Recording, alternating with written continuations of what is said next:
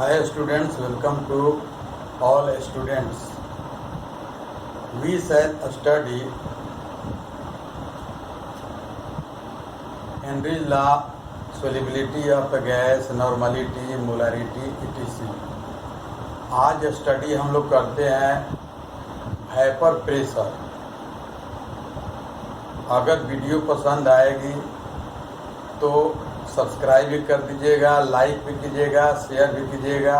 और आज इस वीडियो में हाइपर प्रेशर से रिलेटेड जो कंसेप्ट हम लोग अध्ययन करेंगे, इससे रिलेटेड पीछे के वीडियो में डिस्क्रिप्शन बॉक्स में लिंक दिया हुआ है, उसको देखने का प्रयास कीजिएगा। उससे क्या होगा आपको कि पिछले वीडियो देखने से अगले वीडियो में जो भी हम पढ़ा रहे हैं, बता रहे हैं, समझा रहे हैं, अध्ययन हम लोग करेंगे, उसको समझने में क्या होगी, बहुत ही सुविधा होती है। तो स्टूडेंट्स ये पिछले वीडियो को हमेशा देखते रहने से क्या होगा, ये रिवाइज होगा और एक ऐसा भी समय आएगा जिस समय कि आपको सारे कंसेप्ट दिमाग में बैठ जाएगा। थोड़ा सा भी अगर स्टडी कीजिएगा किताब वगैरह से या कहीं से भी देखिएगा तो टोटल ब्रेन में क्या होगा, सेटअप हो जाएगा।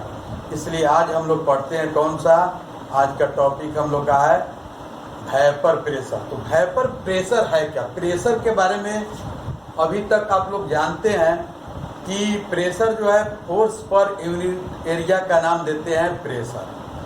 जैसे ये बोर्ड हो गया, इसके ऊपर हम लोग क्या पार्टिकुलर एरिया में जो फोर्स अप्लाई कर रहे हैं, इसका नाम हम लोग देते हैं क्या कि यह क्या फोर्स पर यूनिट एरिया। तो यह क्या हुआ कि प्रेशर, इसको हम लोग कहेंगे। अगर मान लो कि पूरा ये बोर्ड अफेक्टेड हो रहा है तो फोर्स के द्वारा हो रहा है, लेकिन पार्टिकुलर एरिया में जो सबसे ज़्यादा फोर्स जहाँ लग रहा है उसका नाम हम लोग प्रेशर सिंपली कहते हैं। अब यहाँ जो कंसेप्ट है हाइपर प्रेशर, तो पहला नंबर हाइपर के बारे में समझेंगे। तो there are mainly three types of states of matter. तीन तरह का स्टेट ऑफ मैटर है, सॉलिड, लिक्विड और गैस। सॉलिड के पास जो वोलेटाइल नेचर या एस्केपिंग टेंडेंसी जो होती है सबसे कम होती है।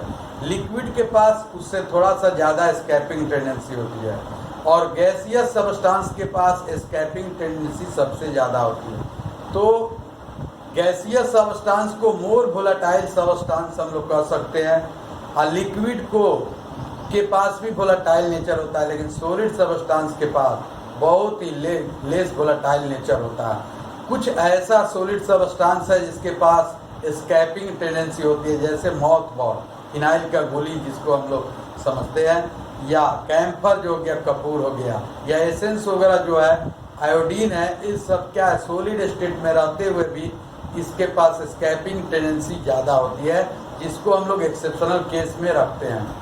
अब यहाँ पर वाइपर है, तो स्वाभाविक है कि वाइपर जो है गैसियस स्टेट हुआ। तो वाइपर का फॉर्मेशन या गैसियस स्टेट का फॉर्मेशन कब होगा? तो गैसियस स्टेट का फॉर्मेशन तभी संभव है जब लिक्विड के टेम्परेचर में इंक्रीजमेंट हम लोग करते हैं तो गैस में कन्वर्ट होता है। तो सेम कह सकते हैं कि वहाँ जो गैसियस मोलेक्यूल जो बना उसका नाम देंगे हम लोग क्या, वाइपर मोलेक्यूल नाम देते हैं। ये कब होता है?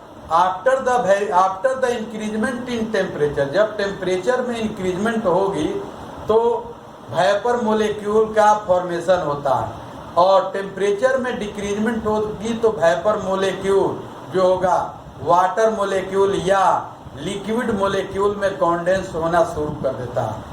तो हम लोग कह सकते हैं कि वाइपर का में जो वेरिएशन आएगा, लिक्विड से वाइपर जो बनेगा या वाइपर से liquid, based upon temperature. Temperature में वेरिएशन होने से क्या होगा कि इसमें भी वेरिएशन होगा, लिक्विड से गैस में, गैस से लिक्विड में चेंज होगा, सब्सटेंस का चेंजिंग होता है। तो वाइपर प्रेशर है।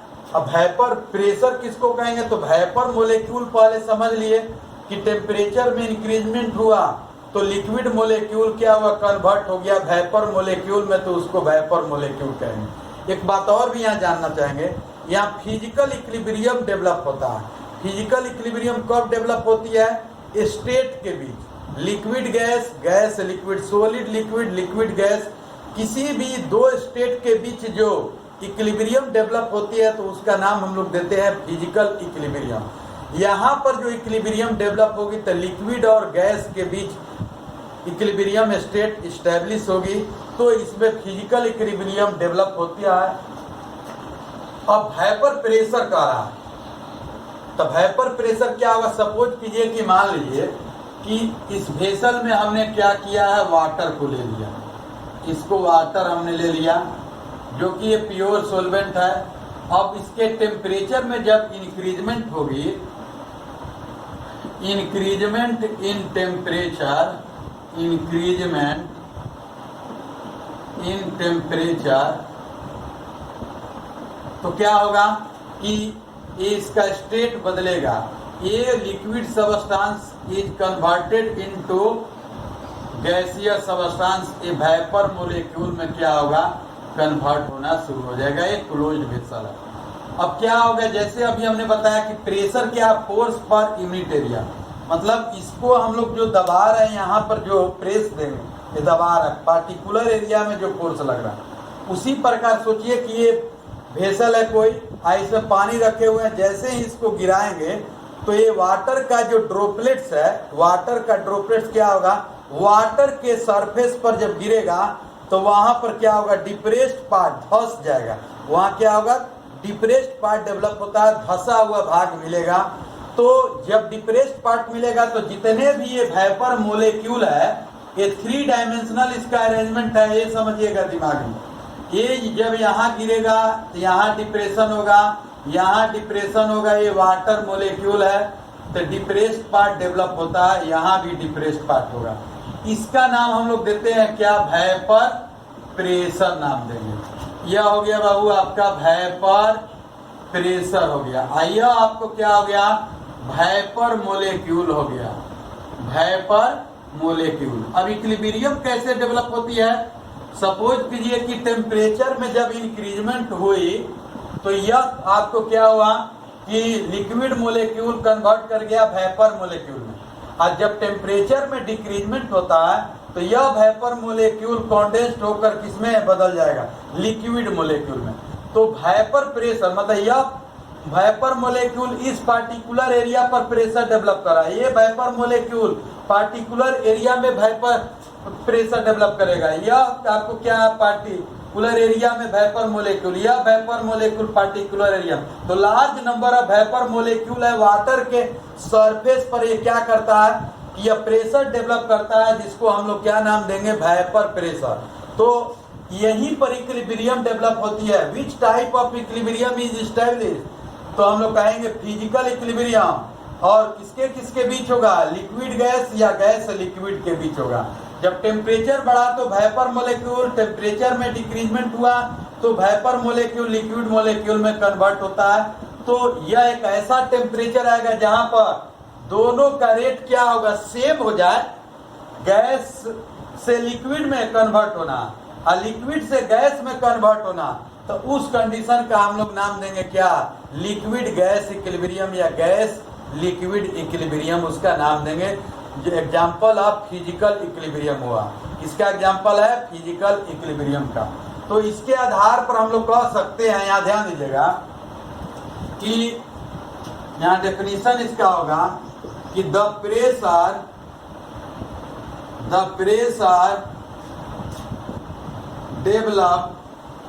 Develop by vapour molecule on the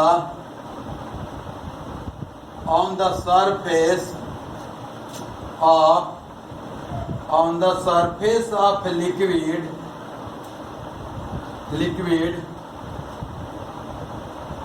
at equilibrium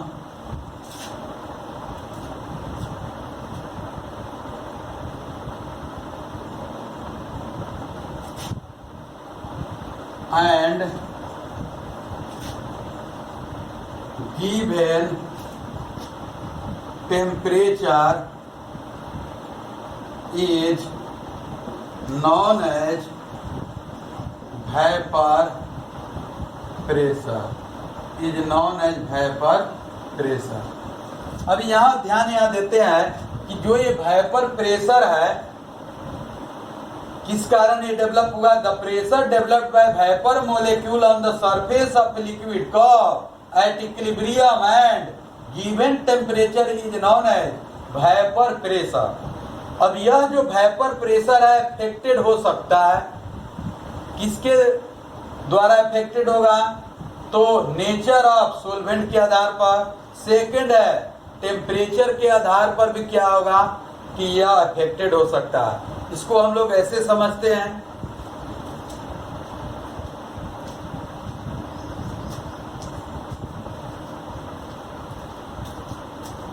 nature of सोल्वेंट। Nature of सोल्वेंट का मीनिंग हुआ कि जैसे वाटर लिया है, अब वाटर है, ये भी लिक्विड है, पेट्रोल है, डीजल है, केरोसिन है, आपको बेंजीन है, टॉल्विन है, ईथर है, सब क्या सभी सोल्वेंट के पास जो एस्केप करने की जो टेंडेंसी होगी क्या एक जैसा होगा, नहीं। एस्केपिंग रेट जो होगा ऑल लिक्विड मोलेक्यूल्स का क्या होगा, डिफरेंट होता है। The escaping property of all सोल्वेंट substance से डिफरेंट होगा। सभी का जो एस्केपिंग टेंडेंसी है या एस्केपिंग रेट होगा वो अलग अलग होगा। तो इसके आधार पर हम लोग कह सकते हैं कि जिसके पास एस्केपिंग टेंडेंसी ज्यादा होगी उसमें मोर नंबर ऑफ वेपर मोलेक्यूल्स का फॉर्मेशन होता है, और जिसके पास एस्केपिंग टेंडेंसी कम होगी उसमें less number of vapour molecules का फॉर्मेशन होगा। तो इसके आधार पर हम लोग कह सकते हैं कि हायर द एस्केपिंग टेंडेंसी और nature greater the formation of vapor molecule and higher the vapor pressure। क्योंकि जब ज्यादा संख्या में वेपर मोलेक्यूल बनेगा तो उसका वेपर प्रेशर भी क्या होगा, ज्यादा होगा। तो इसको हम लोग कहते हैं कि ये डिपेंड करता है नेचर ऑफ सोल्वेंट के आधार पर। एक सेकेंड है इफेक्ट ऑन टेम्परेचर। टेम्परेचर बढ़ाने से ये क्या होगा कि वेपर मोलेक्यूल ज्यादा बनता है। जैसे आप देखिएगा कि अगर मान लीजिए कि गैस चूल्हा पर हम लोग क्या करते हैं, स्टील पॉट में some amount of water is taken in vessel and heated, then water और pure solvent is boiled and more number of vapour molecules are produced. क्या होता है, किसी वेसल में पानी को लेकर या किसी दूसरे सोल्वेंट को लेकर अगर गर्म करना शुरू करते हैं तो ज्यादा से ज्यादा उसमें देखिएगा एस्केपिंग टेंडेंसी बढ़ जाता है, मोर number of molecules vapour molecules produce होता है। तो इसके आधार पर हम लोग कह सकते हैं कि ज्यादा वेपर मोलेक्यूल बनेगा तो टेम्परेचर भी अफेक्टेड करता है। आप देखेंगे कि जितना भी सिंटेक्स होता है उसके ढक्कन को जब हम लोग हटाते हैं तो ढक्कन को हटाने से क्या होता है कि उस ढक्कन के नीचे क्या होता है, ढक्कन ये हो गया, इसके नीचे छोटा छोटा ये वेपर का मोलेक्यूल क्या रहता है, चिपका हुआ डिपो रहता है, ग्रिप बनाए हुआ रहता है। जैसे ही ढक्कन को उठाएंगे तो वेपर मोलेक्यूल कहाँ गिरता है, ये लिक्विड के सरफेस पर गिरना शुरू हो जाता है। तो क्या किए, वो पहले इक्विलिब्रियम मेंटेन किया था, जितना वेपर मोलेक्यूल बना उतना ही वेपर मोलेक्यूल कंडेंस्ड होकर वाटर के सरफेस पर आया और पुनः क्या हुआ, उसमें विलीन हो गया। लेकिन जैसे ही सिंटेक्स के ढक्कन को उठाया तो बाहर के टेम्परेचर उसको क्या किया, अफेक्टेड किया, तो सारे वेपर मोलेक्यूल जो है वो क्या होता है, नीचे गिरना शुरू हो जाता है। इसी तरह से कुकर में जो हम लोग प्रेशर कुकर में जो खाना बना के रख देते हैं और दोपहर के बाद उसके ढक्कन को हटाएंगे, या चावल बना राइस जो बना के रखे हुए हैं ढक्कन से हटाएंगे तो ढक्कन के नीचे देखेंगे कि ये वाटर का ड्रॉपलेट्स क्या हो जाता है, वेपर के मोलेक्यूल से जमा रहता है। तो इसको हम लोग कहते हैं कि टेम्परेचर में वेरिएशन होगा, हटाएंगे तो बाहर का एटमॉस्फेरिक उसके ऊपर अटैक अचानक करता है तो धीरे से क्या होगा, गिरना शुरू हो जाता है। तो हम लोग कह सकते हैं कि वेपर मोलेक्यूल जब भी बनता है तो टेम्परेचर में इंक्रीजमेंट होने के बाद ही बनता है। अब वेपर एक्चुअली में इसका कंसेप्ट कैसा है, क्या है कि ये वेपर मोलेक्यूल का प्रोडक्शन का किस वे में होता है, तो जैसे ध्यान दीजिएगा कि the vapour molecule is develop after the collision between, the vapour molecule is develop after the collision between solvent particles after the increment of temperature. Temperature में इंक्रीजमेंट होने से क्या होता है कि अब कोलिजन होती है, कोलिजन होने से क्या होगा, उसके काइनेटिक एनर्जी में इंक्रीजमेंट होगी। सारे पार्टिकल्स एक दूसरे से वो क्या होगा, कोलाइड्स होने लगेगा, और कोलाइड्स होगा तो अपने वो उसका रैंडम मोशन में आ जाएगा, और वो सारे मोलेक्यूल्स के पास क्या होगा, स्कैपिंग टेंडेंसी डेवलप हो जाएगी। तो इसके आधार पर हम लोग कह सकते हैं कि वो मोर नंबर ऑफ वेपर मोलेक्यूल्स बनेगा, और वही वेपर मोलेक्यूल पुनः क्या होगा, टेम्परेचर जब कम होगी तो वह क्या होगा, इस लिक्विड के सरफेस पर गिरना शुरू हो जाएगा। तो उसका नाम हम लोग देंगे क्या, वेपर प्रेशर देंगे। तो दो फैक्टर पर ये डिपेंड करता है। फर्स्ट फैक्टर है nature of solvent, second factor है इफेक्ट ऑन टेम्परेचर। अब क्या है कि वेपर प्रेशर, अगर आपके पास दो तरह का सबस्टांस दे दिया जाए, एक सबस्टांस है प्योर सोलवेंट और सेकेंड सबस्टांस है सॉल्यूशन, दोनों में से किसका वेपर प्रेशर अधिक होगा, किसका वेपर प्रेशर कम होगा, इसका कंपेयर करना होगा। तो सिंपल वे में हम लोग कंपेयर कर सकते हैं। जैसे सपोज कीजिए कि प्योर सोलवेंट में ओनली सोलवेंट का पार्टिकल्स होगा, इसके बीच कोई भी कोलिजन जब करेगा, सोलवेंट पार्टिकल्स टेम्परेचर बढ़ाएंगे तो इसके कोलिजन रेट को डिटोरिएट करने वाला, डिग्रेड करने वाला, घटाने वाला कोई भी बीच में नहीं आएगा। जबकि सॉल्यूशन है तो दो तरह का उसमें सब्सटेंस है, एक सोल्यूट हुआ, सेकंड क्या हुआ, सोलवेंट हुआ। तो सॉल्यूशन में क्या होता है कि सोलवेंट और सोलवेंट के बीच में सोल्यूट का पार्टिकल आएगा, तो डायरेक्ट कोलिजन रेट को ये क्या करता है, डिक्रीज कर देता है due to presence of solid particle between, due to presence of solid particle between two solvent particle.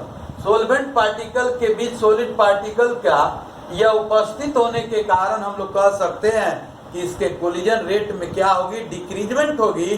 तो डिक्रीजमेंट होगी तो स्वाभाविक है कि less number of vapour molecules बनेगा, और less number of vapour molecules बनेगा तो हम लोग कह सकते हैं कि वेपर प्रेशर भी उसका क्या होगा, कम होगा। तो अगर मान लीजिए कि यहाँ कहा जाए कि यह है आपका प्योर ये सोलवेंट था, यह सपोज कीजिए कि सॉल्यूशन हो गया। अब यहाँ यह मान लीजिए हम इसको जोड़ दे रहे हैं सॉल्यूशन से, ये सॉल्यूशन आपको हो गया, यह आपको दिया है सोलवेंट दिया है, यह आपको हो गया सोलवेंट, सोलवेंट ये हो गया, ठीक, यह सॉल्यूशन हो गया। अब इसमें क्या होगा कि less number of vapour molecules बनेगा। सपोज कीजिए सोलवेंट का पार्टिकल है, ये सोलवेंट का पार्टिकल हो गया, ये सोलवेंट हो गया,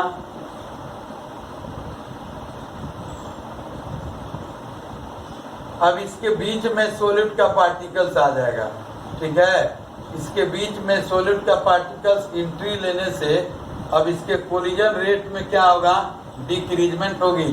तो इसमें अगर मोर नंबर ऑफ वेपर मोलेक्यूल्स बना है तो इसमें क्या होगा, less number of vapour molecule बनेगा, और less number of vapour molecule बना के ये सोलवेंट है, ये सोलवेंट मोलेक्यूल है, ठीक है। यह आपको क्या है, यह आपको हो गया सॉलिड मोलेक्यूल हो गया, ये वेपर मोलेक्यूल हो गया। यह भी प्रेशर लगाएगा, तो यहाँ से यह भी आपको प्रेशर डेवलप कर रहा है, तो इसको भी हम लोग क्या कहेंगे, ये वेपर प्रेशर ही कहेंगे। हम लोग कह सकते हैं कि प्योर सोलवेंट का वेपर प्रेशर P0 है, P0, और सॉल्यूशन का वेपर प्रेशर PS है। तो हम लोग कह सकते हैं क्या कि the vapour pressure of pure solvent, the vapor pressure of pure solvent is greater than the vapor pressure of solution. P0 is greater than क्या होगा, PS होगा। तो इसके आधार पर हम लोग कह सकते हैं कि यह वेपर प्रेशर का कंसेप्ट है।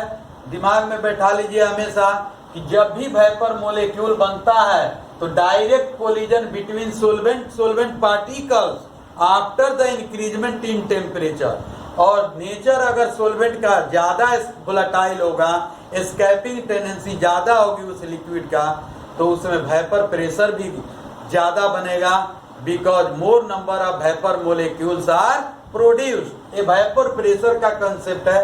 इस वेपर कंसेप्ट का स्टडी हम लोग इस कंसेप्ट का अप्लाई करते हैं रॉल्स लॉ को स्टडी करने में हम लोग इस कंसेप्ट का एप्लीकेशन हम लोग करते हैं for study of Rawls law, ठीक है, and colligative properties of dilute solution.